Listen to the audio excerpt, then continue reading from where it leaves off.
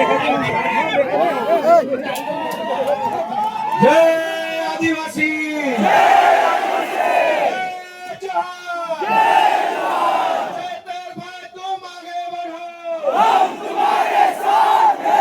આજે આપણા સૌના લોકપ્રિય, આપણા આદર્શ નેતા એવા ભાઈ શ્રી ચૈતરભાઈ વસાવાના સમર્થનમાં આયોજિત સામાજિક સભામાં ઉપસ્થિત મહારાષ્ટ્ર, રાજસ્થાન, ગુજરાત, અલગ અલગ બધા જિલ્લાઓમાંથી અને રાજ્યોમાંથી પધારેલા આદિવાસી સમાજના સૌ યુવાનો, વડીલો, આગેવાનોને મારા જય જોહાર, જય આદિવાસી. મંચ ઉપર ઉપસ્થિત ગુજરાતભરના આદિવાસી સમાજ માટે હંમેશા જેવો લડે છે એવા ભાઈ શ્રી અનંતભાઈ પટેલ, હંમેશા જેમણે ચૈતરભાઈની સાથે ખભે ખભો મિલાવી અને ગુજરાતભરના મુદ્દા ઉઠાવ્યા છે એવા શ્રી ઈશુદાનભાઈ ગઢવી, ચૈતરભાઈની સાથે મળી અને આદિવાસી વિસ્તાર માટે, અમારી પાર્ટી માટે, ગુજરાત માટે હંમેશા જેમણે કામ કર્યું છે એવા ભાઈ શ્રી મનોજભાઈ સોરઠિયા, મહારાષ્ટ્ર અને રાજસ્થાનથી પધારેલા આદિવાસી સંગઠનોના સૌ આગેવાનશ્રીઓ, નિવૃત્ત આઈએએસ સાહેબશ્રી, બધાનો પહેલા તો હું ખૂબ ખૂબ આભાર વ્યક્ત કરું છું કે આ મુશ્કેલ ઘડીમાં બધા એક થઈને ભેગા મળીને ચૈતરભાઈની સાથે ઊભા છે. દોસ્તો, ચૈતરભાઈ વસાવાને સરકારે સ્થાપેલી, સરકારના પૈસાથી ચાલતી સરકારની અદાલતે 7 વર્ષની સજા આપી છે. અને સરકારે સ્થાપેલી, સરકારના નિયમથી ચાલતી અદાલતે જે સજાનો ચુકાદો સંભળાયો, એ સજા, એ ચુકાદો આ જનતાની અદાલતમાં લઈને અમે બધા આવ્યા છે કે તમને એ માન્ય છે કે નહીં? લોકતંત્રમાં સરકાર કે કાયદો કે વ્યવસ્થા, આ બધી જ વસ્તુ કરતા સર્વોપરી છે જનતાનો ઈરાદો, જનતાના આશીર્વાદ, જનતાની આશા શું છે. સરકારની પોલીસ સ્ટેશન, સરકારના સરકારી વકીલ, સરકારની ફોરેન્સિક લેબોરેટરીઓ, સરકારનો ફરિયાદી, સરકારની તપાસ, સરકારનો દલીલ, સરકારનું બધું જ, પણ જનતાની અદાલતમાં સરકારનું ના ચાલે. આ જનતાની અદાલત ભેગી થઈ છે, આદિવાસી સમાજની અદાલત છે. ચૈતરભાઈને સરકારની અદાલતે અને સરકારે ભેગા મળીને જે કાંઈ ન્યાય અન્યાય કર્યો, એનો સાચો ન્યાય આદિવાસી સમાજની અદાલતમાં થવાનો છે. અને નિર્ણય આજે અહીંથી આપણે કરીને જવાનું. દોસ્તો, સરકાર એમ કહે છે કે ચૈતર વસાવાને 7 વર્ષની સજા. આ જનતાની અદાલતના કરોડો ન્યાયાધીશો તમે અહીંયા ઉભા છો, તમે કયો, તમે શું સજા કરશો ભાજપને? જો ભાજપની સરકાર ચૈતર વસાવાને 7 વર્ષની સજા કરે તો આદિવાસી સમાજની અદાલતમાં ભાજપને 70 વર્ષની જેલની સજા આપણે કરવાની. 70 વર્ષ સુધી ભાજપનું બટન નહીં દબાવવાનું અને એને સજા આપવાનો નિર્ણય આજે આ જનતાની અદાલતમાં થવો જોઈએ. લોકશાહીમાં જનતાથી મોટું હોય કોણ? જનતાથી મોટું કોણ? જનતાથી મોટી પોલીસ નહીં, જનતાથી મોટું જંગલ ખાતું નહીં, જનતાથી મોટા મુખ્યમંત્રી પણ નહીં. સૌથી મોટી જનતા, અને જનતાએ નક્કી કર્યું કે અમારો નેતા ચૈતર વસાવા છે. દોસ્તો, એટલે આ સજા માત્ર ચૈતર વસાવાને નહીં, જનતાને છે આ સજા. કેમ કે જનતાએ નક્કી કર્યું ને અમારો નેતા ચૈતર વસાવા. તો કરોડો લોકોને જે ચૈતર વસાવા ઉપર વિશ્વાસ છે, કરોડો આદિવાસીઓને જે ચૈતર વસાવાની ઉપર આશા છે, એને જેલમાં પૂરવાનો અર્થ એ થયો કે કરોડો લોકોને ભાજપની સરકારે સજા આપી છે કે તમારી પાસેથી તમારો નેતા છીનવી લીધો. અરે ભાઈ સાહેબ, કેટલા વર્ષો પછી ભગવાનના આશીર્વાદથી, પ્રકૃતિના આશીર્વાદથી, વડીલોના આશીર્વાદથી, હજારો વર્ષો પછી એક લડાયક ચૈતર વસાવા જેવો નેતા આપણા ગુજરાતના આદિવાસી સમાજનો મળ્યો.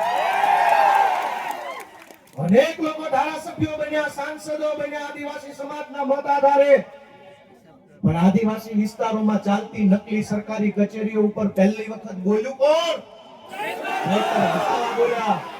અનેક લોકો આદિવાસી સમાજના મતના આધારે સાંસદો, મંત્રીઓ બન્યા, પણ આદિવાસીઓની જમીન ઉપર વિવિધ કંપનીઓ લાવી આદિવાસીઓને ખદેડવાનું કામ કરતા હતા. એની વિરુદ્ધમાં પહેલો મજબૂત અવાજ ઉઠાવ્યો કોણે? ચૈતર વસાવાએ. આ કેવડિયામાં, તાપીમાં, છોટાઉદેપુરમાં, ડાંગ જિલ્લામાં ચારો તરફ કંપની, થર્મલ પ્રોજેક્ટ, ફલાણો પ્રોજેક્ટ, ઢેકણો પ્રોજેક્ટ, તમામ પ્રોજેક્ટના નામે આદિવાસીઓને ઘર વગરના, જમીન વગરના, શિક્ષણ વગરના, આરોગ્યની વ્યવસ્થા વગરના કરવાના ષડયંત્રને રોકવાનું કામ કર્યું કોણે? ચૈતર વસાવાએ કર્યું. અને સરકારના પેટમાં તેલ રેડાયું કે આ ચૈતર વસાવા આદિવાસીઓને કાં આટલો બધો જાગૃત કરે છે? કેમ આદિવાસી યુવાનોને જગાડે છે?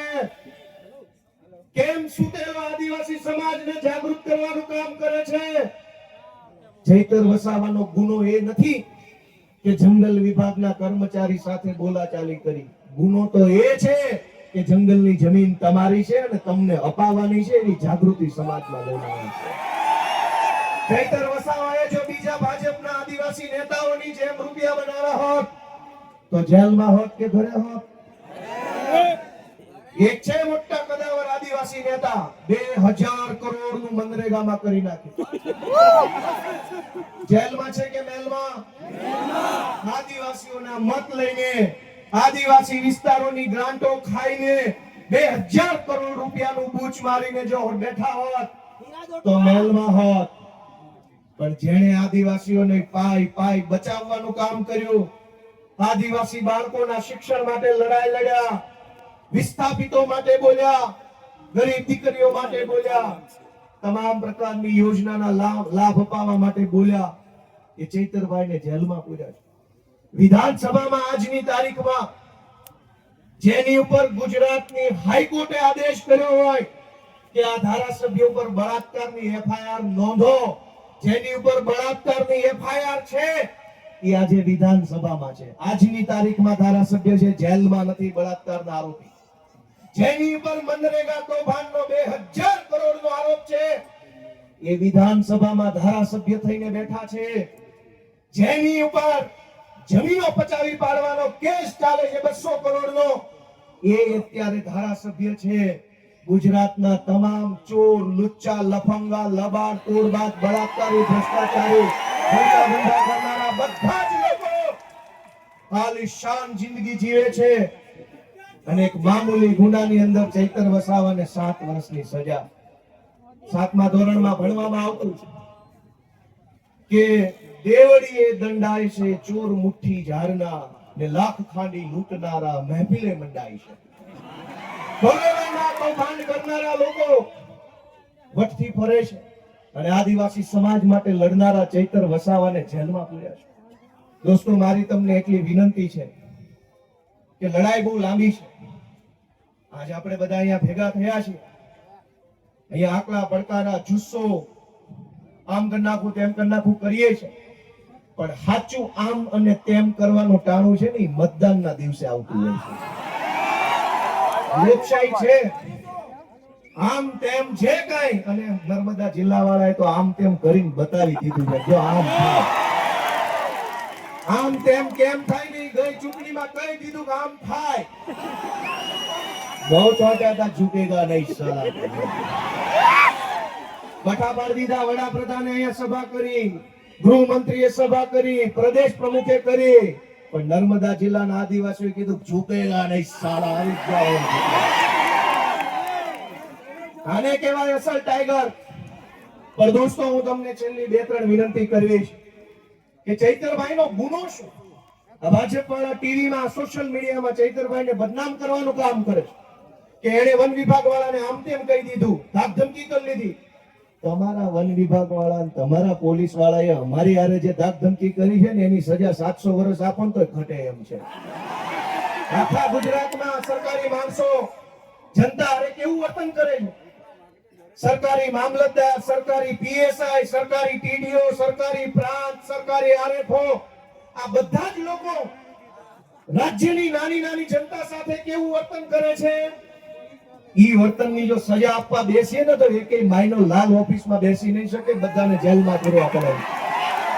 ચૈતર વસાવાએ 4 શબ્દો શું કીધા તો માઠું લાગ્યું. પણ દોસ્તો, ચુકાદો હવે જનતાની અદાલતમાં લાવવાનો છે. તમારે નિર્ણય કરવાનો છે કે આજ ચૈતર વસાવાને તમારા આશીર્વાદથી એક વખત ગુજરાતની સરકારમાં બેસાડો, પછી ખબર પડશે કે કેવી રીતે ન્યાય કરી શકાય. આપણે ક્યાં સુધી અન્યાય સહન કરવાનો? માંડ કરીને એક નેતા મળે, એક બાજુ બધા ભ્રષ્ટ નેતાઓ સમાજ માટે બોલે નહીં, લડે નહીં, અવાજ ઉઠાવે નહીં, ચૂપ થઈ જાય. એક બાજુ માંડ એક બોલનારો નેતા મળ્યો હોય, એને જેલમાં પૂરી દેવાનો.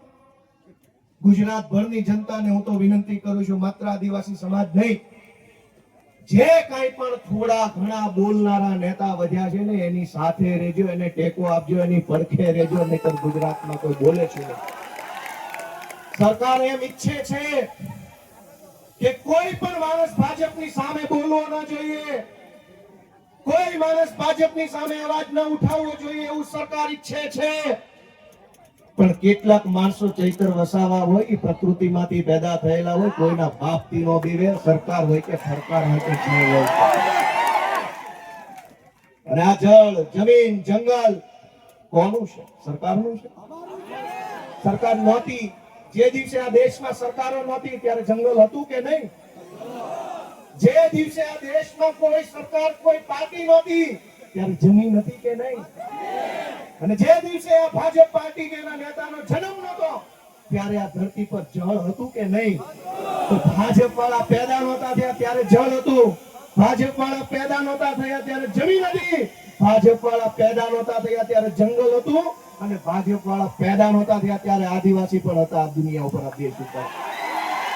તમારી પોલીસ, તમારું ફોરેસ્ટ, તમારા બધા માણસો એ તો હમણાં આવ્યા. આ તો સદીઓથી આવતી વ્યવસ્થા છે ને, એને સંભાળીને રાખનારો આદિવાસી સમાજ છે દોસ્તો.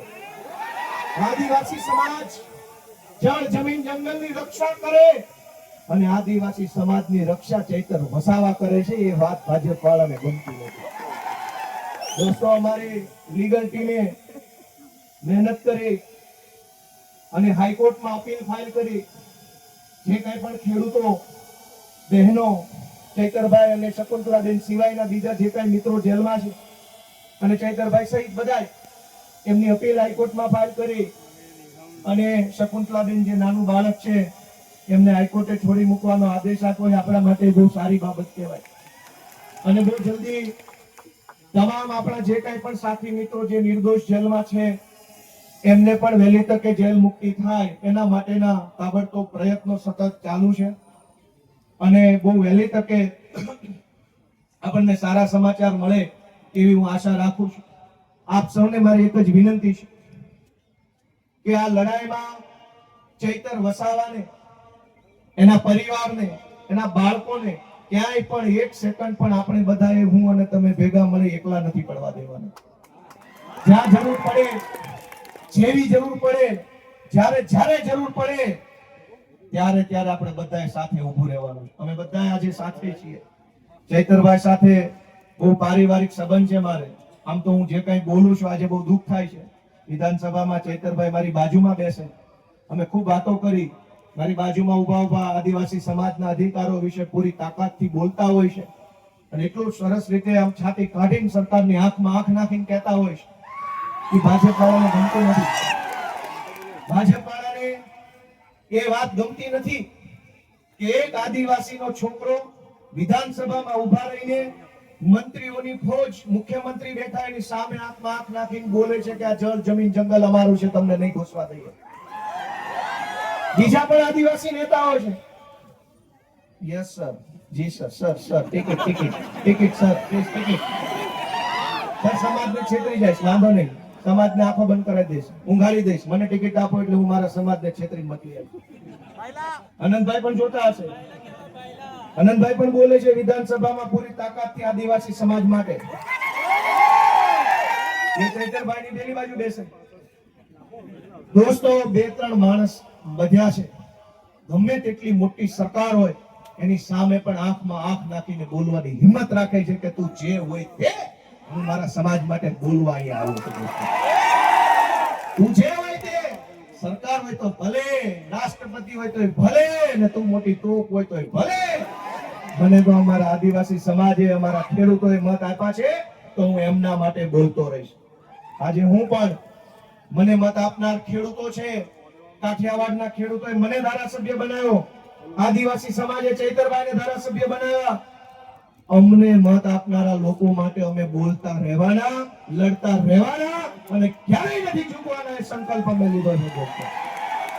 આપ સૌએ ચૈતરભાઈ વસાવાનો જુસ્સો વધારવાનું કામ કર્યું એ બદલ સૌનો હું આભાર વ્યક્ત કરું છું. જય આદિવાસી.